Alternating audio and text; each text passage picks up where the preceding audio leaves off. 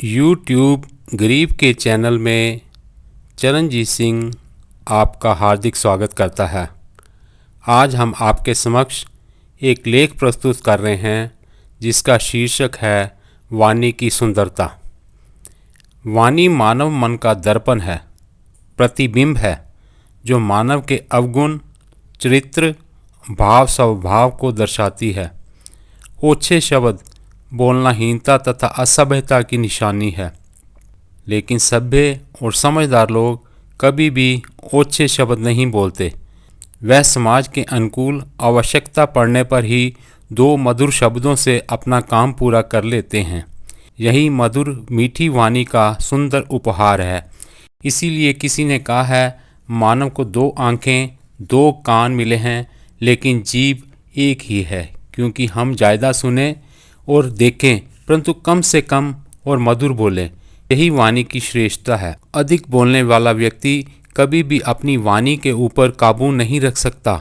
जैसे मानव के शरीर में रोग लग जाता है, ज्वर, खांसी, कैंसर आदि, उसी प्रकार जब वाणी के रोग अधिक बोलना, असमय किसी के बीच बोलना, असत्य बोलना, कटु वाक्य बोलना, चुपती बात कहना और राग द्वेषवर्धक बोल भी रोग के समान है।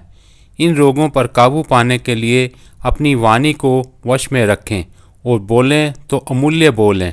यही तो वाणी की महानता है। दुनिया में इस वाणी के आधार से ही मानव कई अच्छे कार्य सिद्ध करता है। इसलिए कहा है कि पहले विवेक की तराजू पर तोल कर वाणी का प्रयोग करना चाहिए। अगर जहाँ विवेक काम नहीं करता, वहाँ यह छोटी जिह्वा अपने ही नाश का कारण बन जाती है। एक जापानी कहावत भी है, जिह्वा केवल 3 इंच लंबी होती है, किंतु वह 6 फुट लंबे आदमी का कत्ल कर सकती है। जिस प्रकार यह दूसरे का कत्ल कर सकती है, तो कभी स्वयं का भी कत्ल कर सकती है। यह छोटी सी जिह्वा तख्त पर भी बैठा देती है। इस छोटी सी जिह्वा के कारण ही तो महाभारत युद्ध लड़ा गया, क्योंकि द्रौपदी ने दुर्योधन को यही बोला कि अंधे की औलाद अंधी। इसी बोल से दुर्योधन के अंदर बदले की भावना जागृत हो गई।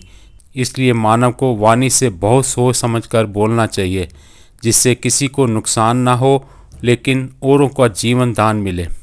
धर्मयुक्त वाणी वाला कभी किसी की निंदा नहीं करेगा, व्यर्थ नहीं बोलेगा। व्यर्थ बोलने वाला व्यर्थ की बातों को सोचेगा। ऐसे व्यर्थ बोलने वाला अपने ही नुकसान करता है। महात्मा बुद्ध की वाणी में इतनी शक्ति थी कि वह खूंखार डाकू उंगली माल का हृदय परिवर्तन कर दिया और डाकू से एक संत बन गया। आपका बहुत बहुत धन्यवाद।